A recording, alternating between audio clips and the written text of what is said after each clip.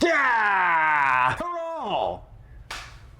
What's up, Guardian? It's your brother from another mother, Mark Abanik, and today we're going to talk about how to press the trigger multiple times during your dry fire so that you can make the most out of your at-home training. Now, if you are terminally online and you have irreversible brain rot, this has already been too much for you, so I'm going to tell you the shortcut, and that is you bring the gun into battery by racking your slide back and then just pressing the trigger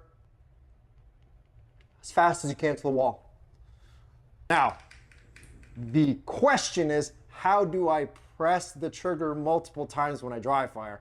That is one component of your ability to shoot well. And while being able to shoot well and being accurate is important, that's only one piece of it. And while the answer is you just rack your slide back, bring the gun into battery, and then pressing the trigger back as fast as you can, we don't want to get too hung up on how delicately and how magnificently we press that trigger back with as little disturbance as we can. These are still important considerations when it comes to dry firing and pressing the trigger multiple times, but it's not the whole thing. But before we get into the other important considerations, let's take into account why it is that most people want to be able to press the trigger back as quickly as possible. Oftentimes when we dry fire, and this is something that I recognized myself when I was just starting to dry fire, I thought, because this is usually what you find online, first of all, let's make sure this is an airsoft, so this is not as big of a deal. What's cool about this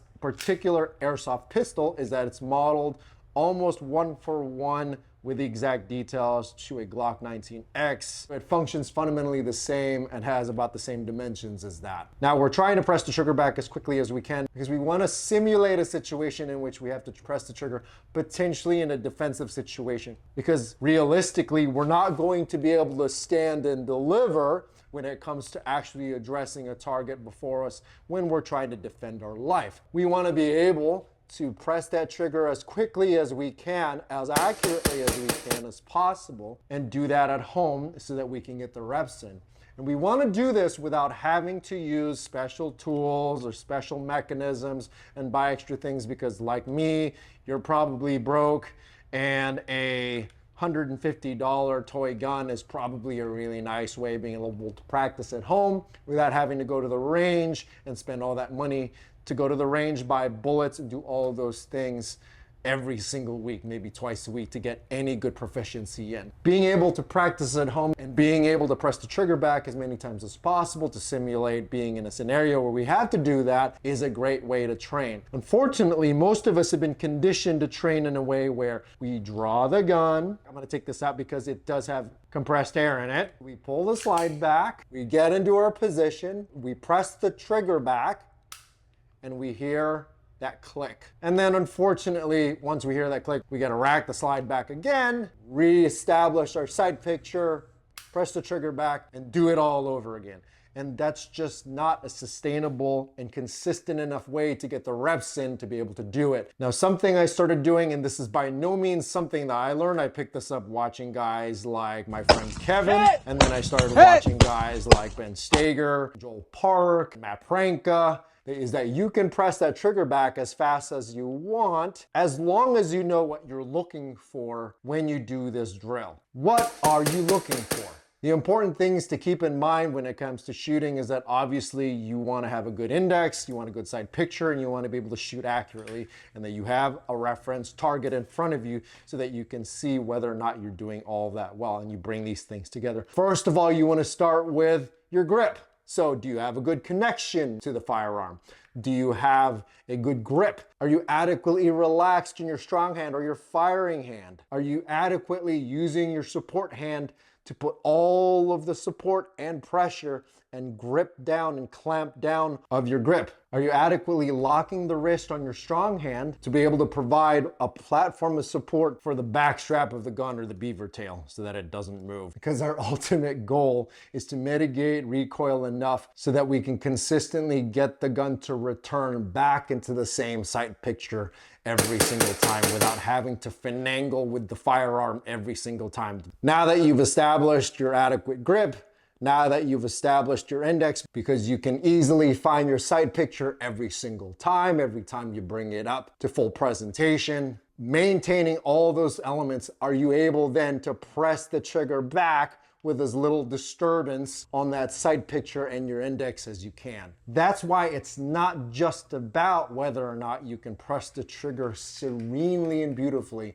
It's about all these things coming together. So you want to make sure that while, yes, you've learned how to press the trigger back during dry fire by just getting it up to the wall and doing it as quickly as possible, you also want to keep in mind all these other foundational elements. Now, another consideration for the slapping of the trigger. While that seems sloppy and that seems like it's not in alignment with the usual notion of very carefully pressing the trigger back with as little disturbance as possible, realistically, once again, we're going to go back to the end goal. We're trying to make sure that we can do this under pressure. And honestly, when you're doing things under pressure, and this is something you can test in something like competition, you're not going to be able to think about how much pressure am I putting on this trigger?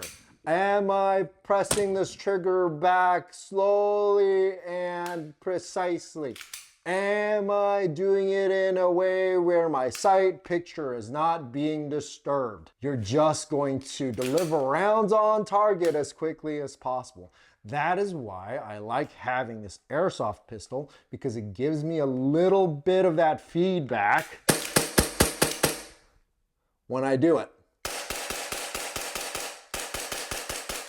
I can see what the sight picture is doing. I can see the effect of recoil on my grip as I press the trigger and I get the firearm to cycle. And that's important for feedback. That's why while it short circuits your brain to think I'm slapping the trigger and it's sloppy, as long as you can maintain your grip, maintain your sight picture, ultimately your index, and maintain consistency, which you can prove or test at the range during live fire when you take everything that you've learned about your particular firearm and test it on the range. Then you can see whether or not the habits that you ingrained over the course of the week during dry fire training are actually transferable to your live fire skills and ultimately transferable to your self-defense or real world skills. I hope this answer was helpful and a lot clearer than videos I probably posted in the past. I'm still developing as a shooter. I'm using these videos as a way to keep accountability to myself and kind of monitor my own progress, and I hope you can get something from it. I'm by no means an expert. Once again, all of this stuff I am regurgitating from a lot of guys who have a lot more experience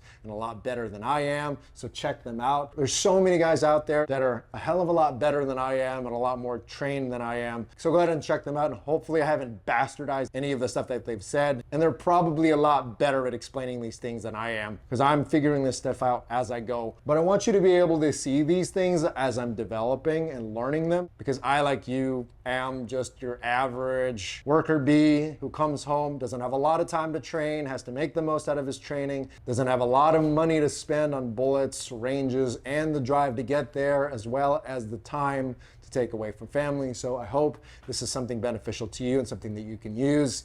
If you think this stuff is helpful, and if you want to throw some money my way, I do have a link at the bottom, or I can leave a QR code right here if you want to send like a few bucks my way so I can get coffee, or so I can have enough money for gas so I can go to the range more often and actually train this stuff.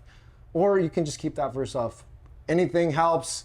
Honestly, if you just like this video, share it with someone that you think could use this information, or subscribe so that YouTube can get this out to more people like you and me who are busy worker bees, who are trying to be stewards and guardians for their families. Go ahead and share this out there. If you found this beneficial at all, I thank you for giving me your time. That's probably the most valuable thing that you can share. Take care and happy training.